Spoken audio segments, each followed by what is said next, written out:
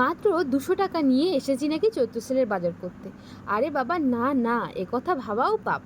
আরে বাবা, আজকে ছিল আমার বোনের জন্মদিন, তাই জন্য সন্ধ্যা সন্ধ্যায় এসে আগে ওর জন্য একটা গিফট কিনে নিয়েছি। বাড়ি আসার পথে একটু ঠান্ডা লস্যি 2 মাপে খেয়ে চলে এসেছি গিফটটা প্যাকিং করতে। আমি জানি না কেমন গিফট প্যাকিং করা হয়েছে, আশা করছি বুনুর ভালো লাগবে, তোমাদের তো ভালো লেগেইছে। এদিকে আমি একটা ছোট লেটার লিখেছিলাম।